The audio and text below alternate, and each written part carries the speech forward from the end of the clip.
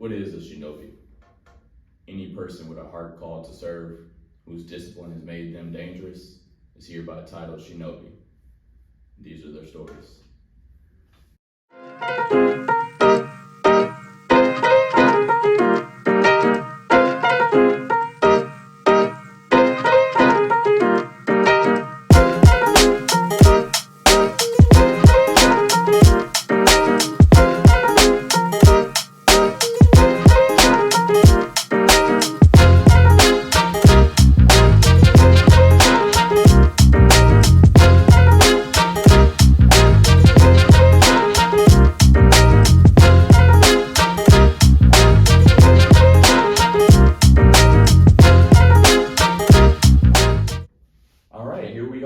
What's up, my ninjas? Welcome to the inaugural episode of Shinobi Chronicles, hosted by Zero Abyss and Naseem King.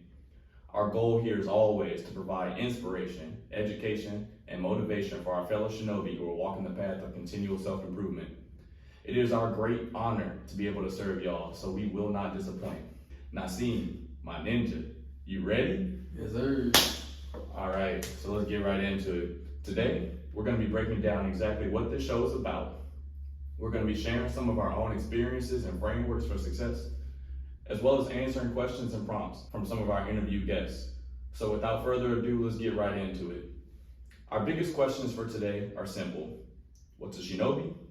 And what's a chronicle? Let's start with the easy one. What's a chronicle? Naseem, what you think, man? What's a chronicle? The story, basically. Pretty much. I mean, when you jump on Google and you search chronicle definition, you're going to get a factual written account of important or historical events in the order of their occurrence. Blah, blah, blah. One could say old history, but a thesaurus would give you things like record, journal, narrative, log, but the one that we liked best here was story. So to answer our question, what's a chronicle? Let's think of a chronicle as a story. So on the other end, when you hear the word shinobi, what are some things that come to your mind, man?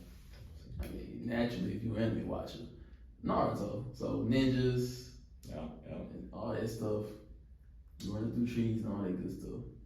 Any of y'all watching from whatever platform you may be on, jump in on the comments. Let us know what you think of when you hear the word shinobi. But I mean, I would say that's spot on. Would you say that shinobi is pretty dangerous? You think? Of course. They kill people every day. Every day. Don't miss that, man. More dangerous than a bullet. Seriously. So let's break down for the context of this platform. Generally speaking, a shinobi is an interchangeable term with ninja.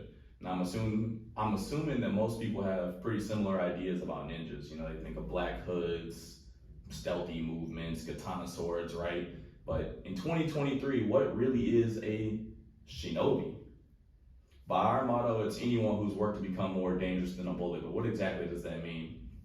Really, I would say, as far as we're concerned, anyone with significant power is probably pretty dangerous. And, you know, as we've studied, power takes many forms. That could be a matter of financial power, or a measure of influence, highly sharpened skills. It could be your ability to reach people through your artwork. But whatever it is, what we're looking at is the amount of discipline, like the discipline and just hard work that was applied to gain that power. Whatever it may be, when you've been consistently working and you've been increasing your skills and your special abilities to a level of near mastery, that's when you become a shinobi in our eyes. So naturally, all shinobi come from different walks of life, you know, like they look different, they act different, their skills are varied, and so are their goals. But what they've all got in common is that they put in that hard work to get there. They worked when they didn't feel like it. They worked without anybody but themselves forcing them to. They worked day after day, month over month, year over year, and not only have they honed their crafts, but to this day, they continue to do that. In 2023, a shinobi is anybody who's not only put in the work to sharpen themselves, but they continues to do that. So, since we've covered both a shinobi and a chronicle, Naseem, who are some people, like anybody that you know or anybody that you know of that you feel like could be considered a modern day shinobi? And like, what types of elite skills do you appreciate in them? everyday artists, those skills are not easy to master because as an artist myself, man, I still struggle with basic anatomy and all that stuff. So to understand anatomy and put in the hard work and effort to study for your own stories, comics, and all that stuff, artists in general, even music, it just want to be just any kind of artist, to articulate and bring what's in your mind out. Those are some role models for me. So, yeah. I like that. For me, a couple examples of some Shinobi. I think of the late great Chadwick Boseman, how he inspired us through numerous films long before he was our iconic Black Panther. The music artist D Smoke comes to my mind, not only for his mastery over music in general, but for his talents in the Spanish language, which he incorporates into his music. That's been inspirational to me since the day I encountered them. I think of social media influencer 19 Keys, some of you might know him, and I recall his story of self-teaching Mandarin Chinese while he was working at a jewelry store. And he said to himself, like, dude, if I can teach myself Mandarin Chinese, like, and I can generate $100,000 for this jewelry store, like, I could be out here doing this for myself. And like, he really moved and he did that. But that story of him self-teaching that Chinese, like, that's what inspired me to feel like, okay, I really can continue what I'm doing. I really can like learn Japanese. Like, I don't have to have a mentor, with the amount of resources that are out there. I also think of like some of my favorite authors. I think of Robert Greene and his works, be it the 48 Laws of Power, Mastery, The Laws of Human Nature, The Art of Seduction, as we've read. I also think of the entrepreneur Russell Brunson. He's behind the ClickFunnels brand. Huge and explosive. Like, they've seen all kinds of growth since their launch in 2014. You can look that guy up. And I think his books that I've been reading too. I've been reading his Secrets trilogy. It's called .com Secrets, Expert Secrets, Traffic Secrets. Y'all might should check them out. Lots of gems in there. But I think of guys like Swoozie too, like a YouTube pioneer. Like, he's been around since the early stages of that medium, and not only has he been there, but he's still here, still entertaining, and he's also diverging into other interests. If you keep up with him at all, he's been like directing films and things of that nature. Like, that right there, that's a Shinobi. And I also think of the guys RDC World One, the guys who set out with a dream to change the world through comedy years ago. And today they still remain some of the funniest dudes online, some of the most well-known dudes online. And I mean, consider that by working on home skits, I'm talking about phones and living rooms, like, these guys have not only become like internet famous, but they've come into connection with guys like J. Cole and LeBron James, like traditional Shinobi path guys, like, if you consider like rapping and basketball traditional, but regardless, like dudes in their living room making videos have connected with like famous athletes and $1 million rappers. Like, if that doesn't tell you something about just the discipline to hone your craft,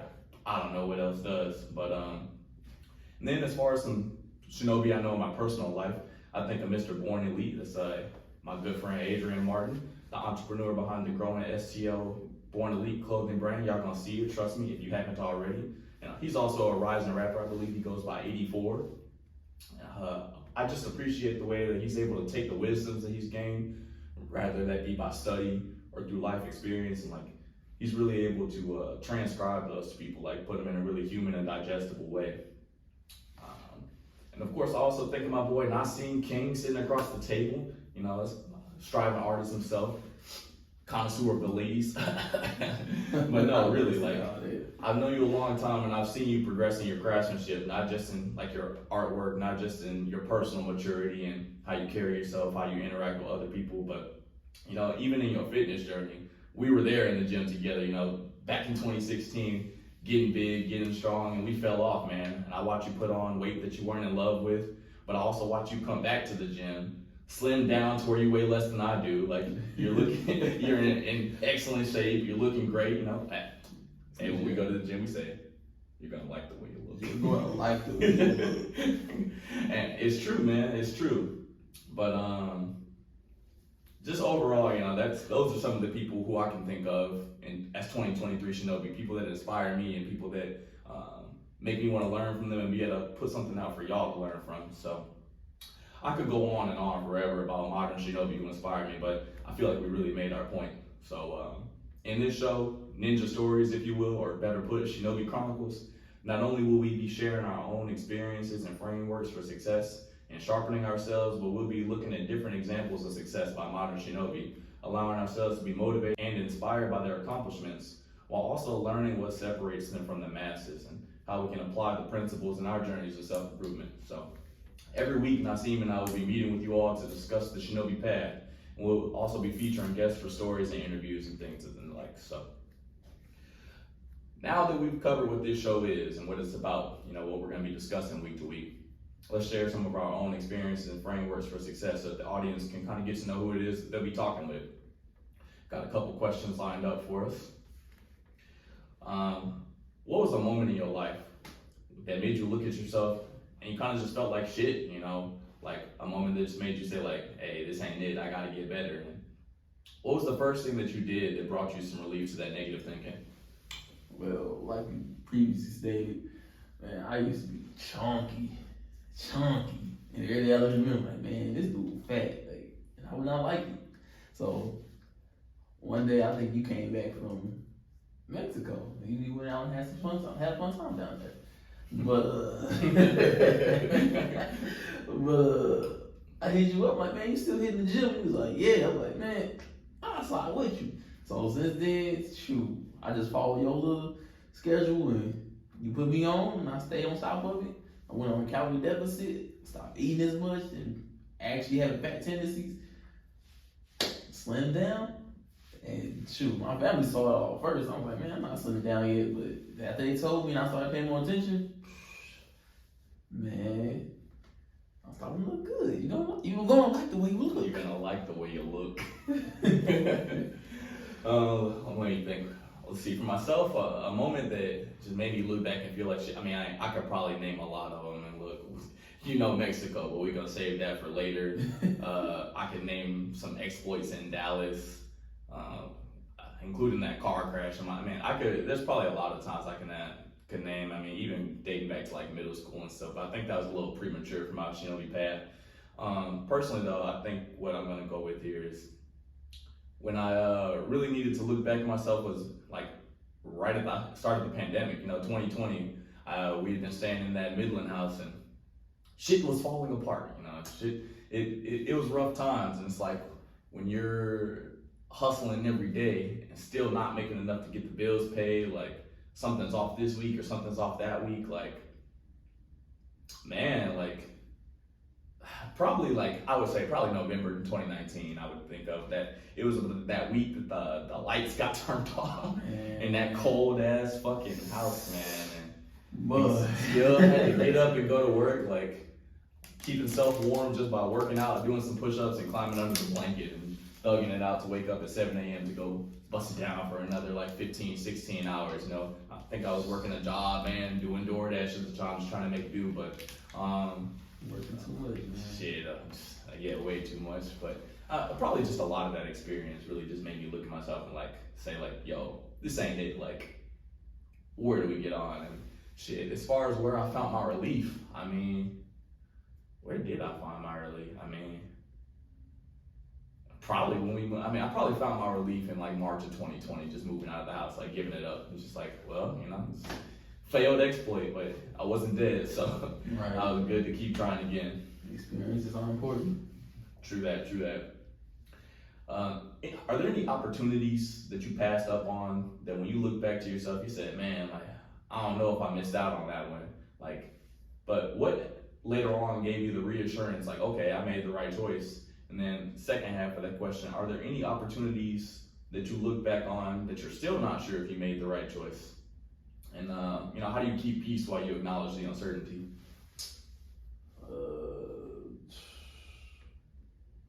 Well, because of my art, people will look at me and be like, oh, you do art. And I'm like, yeah. So they're like, okay, I got this idea. Can you do it? And me, I couldn't say no because I was like, man, they like my art style and stuff like that. So I ended up saying yeah. And shoot, I probably still got a couple people waiting, I ain't gonna lie. But yeah, just drawing and stuff, and I'm a perfectionist. Like if it's coming from drawing myself, I don't care because I'm like, it's whatever. But if I'm like doing it for somebody else, if I don't think it's perfect, I'm gonna start over and over and over and over and over. Feel that. So yeah, it's a pain. But some missed opportunities, I have told some people no. They told me that they own these little corporations or they started a business or something. And I was like, oh, I got you. But and then eventually, like, hey, life happens. I can't do it no more. Or I just tell them yeah and then never contact them again. Unfortunately, I'm sorry if I ever did that to you. But yeah, being an artist is a pain because there's an uncertainty of, oh, what if they don't like it? Or maybe I actually did miss out on it. Maybe I should have just tried it. And maybe if I would die good, they would have introduced me to more people and I could have went down further avenues of it and stuff. So, how to deal with that uncertainty? Just deal with it. Yeah. What to say about that? I feel you, man. Deal with it. Let me think. Opportunity I passed up on where I was like, I wasn't sure if I made the right call on that one. Man, what can I say?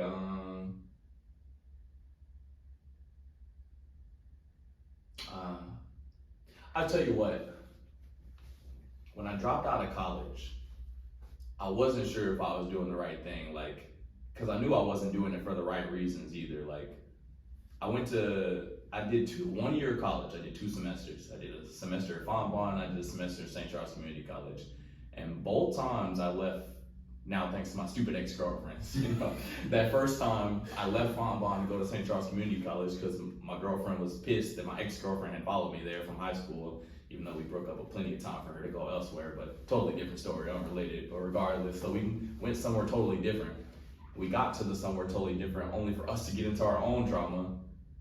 And then we broke up, and so I stopped going to my classes. Like, I think I ducked my English class for like 3 weeks because I knew that she and I were supposed to have the same class. So instead of going to English, I would go to the gym. I was playing basketball with the boys because I had a class before and a class after. So I was like, man, fuck it. Like, I don't got time to leave, so I was just going to hoop. Like, and after 3 weeks, I came back. I was like behind on my papers and everything. That's great. That was the first time I had ever been keeping up in an English class. I never, like, you know, you're supposed to like write your rough drafts. And I had never done that before. And then I got to college and I was like, you know what, I'm gonna keep up with this English class. And I was keeping up until March of 2017. But shit happens. And at the time, like, I was not sure that dropping out of college was like the right thing. But it was just like, in 2 runs, in 2 different semesters, like, I had let women ruin it for me. And it was just like, I knew I needed to take a break. I mean, I had a lot going on in my life in general, you know, besides the general relationship drama, which turned into girlfriend, now ex-girlfriend, talking about, oh, I'm gonna kill myself if you don't, you know, that type of shit keeps you from the sleepless nights. But also, you know, having Aria dropped into my life, you know, like when you got that distant family member that produces a child, but then doesn't produce any means to take care of the child, so now the whole family's got to pitch in to make up for a baby that nobody knew was coming. Like, I mean, that type of stuff would throw you off. So like, I got sleepless nights due to a newborn, sleepless nights due to a girl talking about hanging her life over my head, and I'm supposed to also like get up and make it to this 9 a.m. class about criminology with like the most boring professor of all time. Like dude was old, decrepit, tired. Like, I'm not here to insult the man, but like, it just, man, like I said, it was a lot going on. And so in the immediate path is like not knowing, like, maybe I should have stayed in college. Like, am I giving up on my plans of becoming a lawyer? Like, I don't know. And it's just like, nowadays I feel totally different about college in general. Like, sure, you can go. I think it's a choice that people can make, but it's like, you gotta go in with a plan and you gotta execute on that plan, because that student loan debt, like, that's coming for anybody that goes, whether you graduate, don't graduate, and like those bills, you can't get away from that. And it's like, especially the way the economy is these days, you can come out with your degree and still get a job paying $15, $16 an hour. So it's like, what did you pay at $80,000 to go to school for? Like, for a piece of paper so that you can get the same like salary that I get on my, you know, it's just, so it's hard to know at the time whether or not what you're doing is right. But I mean, for me, I kind of try to find assurance in just knowing that like the universe has a plan that's bigger than all of us. You know, like, this shit's been here before us, it's gonna be here after us, and we're all just little parts of the puzzle. So trust in the process, you know, trust in the process. But as far as like an opportunity, like, am I not even, like, one that I passed up and it's like, I don't even know if I made the right choice yet or not. Shit, I mean, Man, it's probably countless. I mean, like, how can you know, like, oh, did I come back from Dallas too soon? Like, should I have waited to go to Mexico? Yes, that one's not a doubt. Just, I don't know.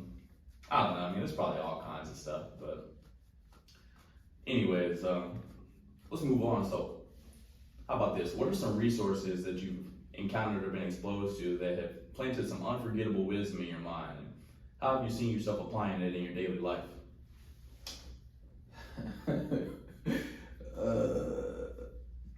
Well, you put me on the art of seduction, so I mean, though I didn't finish reading it, unfortunately. Playboy Coca ladies.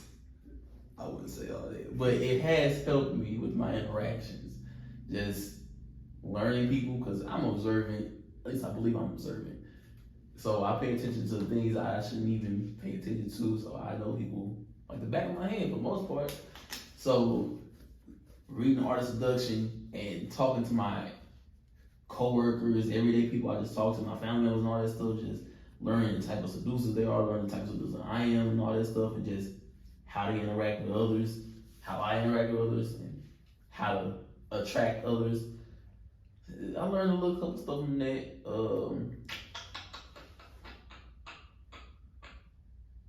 I think you mentioned those Japanese principles the other day too. Oh yeah. If y'all don't know, I love the Japanese. I don't remember all 7 of them, but shoot, social media got me on that. Cause I'm always on social media as an artist. I try to check out all the trends and stuff like that. So Gaman basically means just during times of peril, just keep calm. I try to, whenever I always get mad, I'm like, alright, Gaman, I just say it over and over and I calm myself down. Or Ikigai. That one basically means things happen for a reason. Like if something bad happens, just happen for a reason. It's just how it goes. So if anything occurs where it just halts me in whatever I'm trying to do or something, Ikigai. And I just deal with it and get on. And then later on, I pursue it more. So simple stuff like that. Or even basketball. I copy your moves. I learned a little something. I learned a little something from you, and I tried out like, okay, I can do that now. And then you start doing it. As simple as that. Love it, love it. If I had to name like some resources, like if y'all really looking to get some gems, it's gonna be books. Like I probably say it all the time, and y'all probably gonna hear it a lot throughout the course of this podcast. But like when somebody writes a book, if it's any good anyway, like they can take 10 years, 15 years, 20, whatever, however much time they spent accumulating wisdom, and they can condense it down into a form that you can absorb in a week, a month, like however long it takes you to read. Leaders are learners, and learners are readers. Leaders are readers. You should be reading. Like I promise you, there's gems out there. Like since I returned to reading in my adult life, I think it's been. Well, it was about August 2020, and we're in August 2023. So it's been 36 months now, and I think I've covered like 28 books the last time I counted. But to like name a couple of them, like y'all got to look at Atomic Habits by James Clear. I already mentioned earlier Robert Greene. You can read anything by Robert Greene. It's going to tap you in. Like 48 Laws of Power, I'm sure you've heard of it, but his book Mastery, Laws of Human Nature, Art of Seduction, 33 Strategies of War, like anything by Robert Greene can tap you in. Like I said, Atomic Habits by James Clear. You can check out anything by Robert Greene. There's a book called The 21 Irrefutable Laws of Leadership. Gold. Russell Brunson, I referenced him earlier. Any of his Secrets trilogy books, good, but you should read them all and in order. I mean, 7 Habits of Highly Effective People. If you want to be effective, 7 Habits of Highly Effective People. Check it out. Like, and as far as like how I apply them, like, man, it's just a total life transformation. Similar to how you spoke about like art of seduction. It's like as you start to absorb these things from these resources, like you don't see the difference, but like it's felt. It's your whole energy becomes different when you're tapped in. Like trust me, reading like it touches that pineal gland. It touches your third eye chakra. Like don't sleep on it. But we'll move on. We'll go to, is there any mantra or framework that generally guides your journey? And like, how did you discover that mode of thinking? And I'll jump right in on this one. So for me, it's the 4-wall foundation building. That's how I try to like guide my habits for the day, for the week. Like that's just how I try to live. It's about mind, body, spirit, financial. And as far as like where I got that from, I think mind, body, spirit, like that triage, just like ultra common. You probably could go look it up anywhere. Mind, body, spirit, mind, body, spirit. It's all over the place. But it was actually, I was door dashing back in like 2020. I think I was staying in Dallas at the time. This was before I crashed my Kia. Y'all will hear about the Kia, I'm sure. And my friend Anil, a good friend of mine, dude could be like my father figure.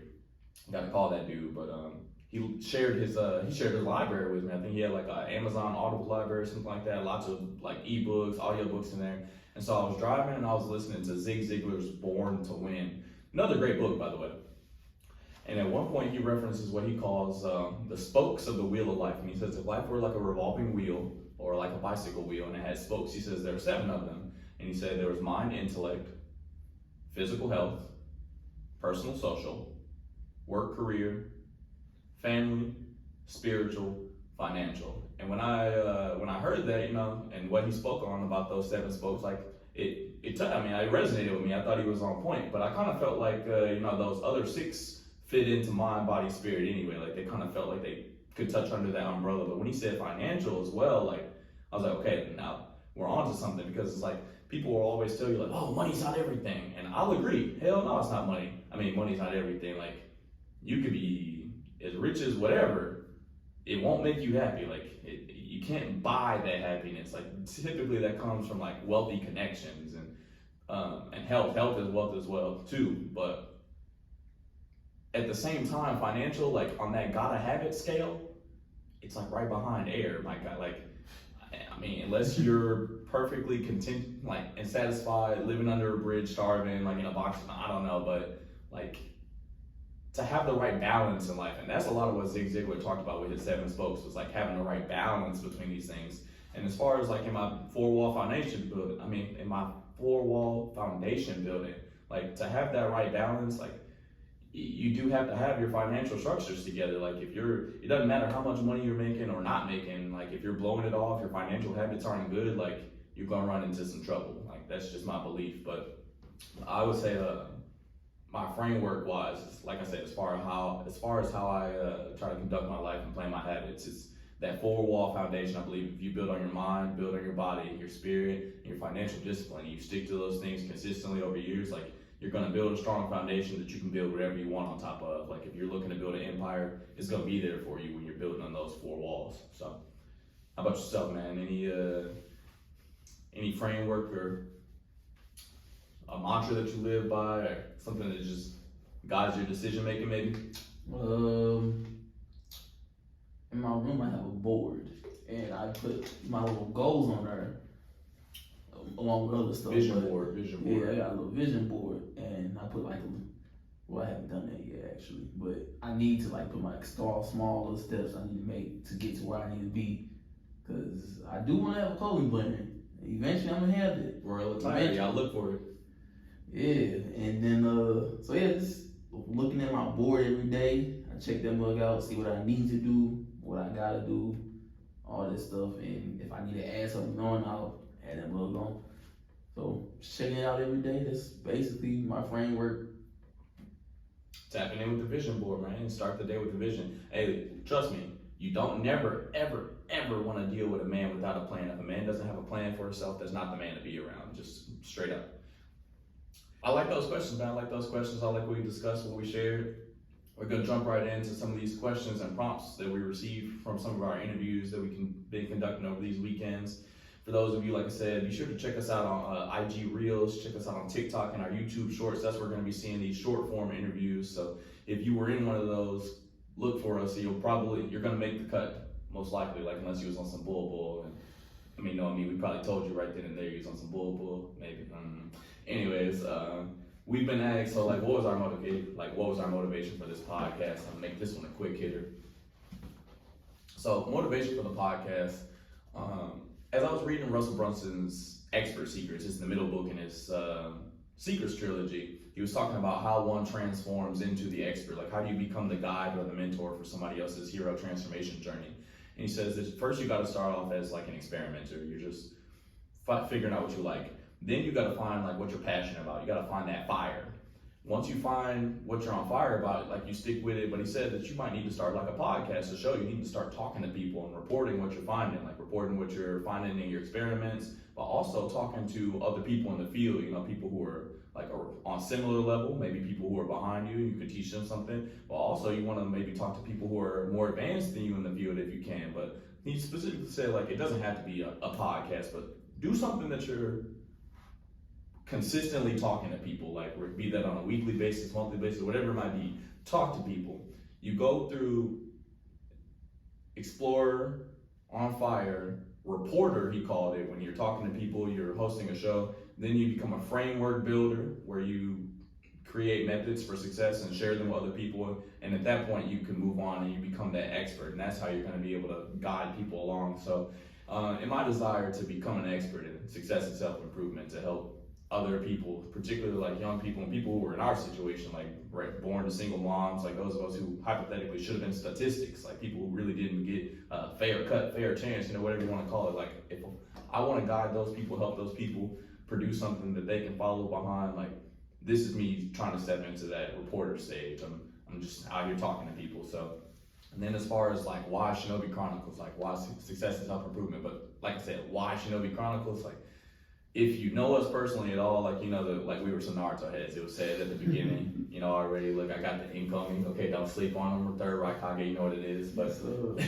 regardless, we used to write, you know, that's where some of our most, you might hear him call me Mata, you might hear me call him Koga, like these nicknames, these came from our Naruto characters, like, cause when you got into fan fictions and it's like, oh, we're gonna write our own fan fiction, like, we went like 50, 60 chapters deep, and we stole like every character from every anime. Shout out Rita's Grimory, the baddest. Okay. But yeah. Hey, after we got done like stealing and botching like every anime character and throwing them into our own fanfic where we were like overpowered and unrelatable, like the name that we had there was Shinobi Chronicles, and like though we never finished and though we're probably going to be the only ones to ever read it, and it's going to stay that way, like, thanks. Shinobi Chronicles, like, it resonated then and it resonated now, so I think that was probably the motivation behind the podcast. It was a mixture of me wanting to be able to report to you guys, and also just our love for the ninja way, you know, so that's Shinobi Chronicles. Okay, quick tap. Biggest personal downfalls. Man, myself get chunky out here, man. Got chunky. Besides that, that's it. All right. Biggest personal downfall right here. Right now, it probably still stands as November 7th, 2021, the day I got arrested in Mexico. But I got to save that for another time for you guys because we're on a time crunch here. And then we'll go with best upside of our personal circle. I'm going to jump right in on this one. Iron sharpens iron, boy. When you are in a circle, especially as a 20 to 30 something, when your circle is committed to success, self-improvement, getting smarter, growing skills, starting business, like sharpening thyself, and you surround yourself with other people. My grandpa used to tell me all the time, he would say, look at your friend circle, look at the 5 people around you, whatever they are, you are the 6th. He said, if you're around 6 clowns, you are the 6th. If you're around 6 kids, 6 crackheads, 6 knuckleheads, you are the 6th, whatever it may be. But likewise, if you are around 5 to 6 building millionaires, you know, future millionaires, you are the 6th. So anyway, so those were some great questions we fielded, and I love the answers that we have for them. I think this is just a good place for us to wrap up for today. So like I said before, it's our honor to be able to serve you all here. So if you made it this far, we definitely want to say thank you for listening to the end. We came to this platform to be able to serve others who are striving to improve upon themselves every day. It's those of you who lend your time and your ears to make this possible. So whatever platform you're consuming on, be sure to like this episode, participate in our polls, subscribe to the channel for more insights on the life of a modern shinobi. And also don't forget to connect with us on IG and TikTok for our short form content. And lastly, if there's anyone that you'd like to see on our show or that you'd like us to collaborate with, please reach out to them and let them know that you want to see them working with us. Listen to me. Content creators create for their fans. I'm going to say it again. Content creators, they create for their fans. So when you tell your favorite creators that you want to see a collab, that's what gets their attention pointed our way. So be sure to shout us out to whoever else you're watching and listening to, and hope everybody out there is having a great day. And remember, you choose with your actions today who you're going to be tomorrow. Will you be greater than yesterday?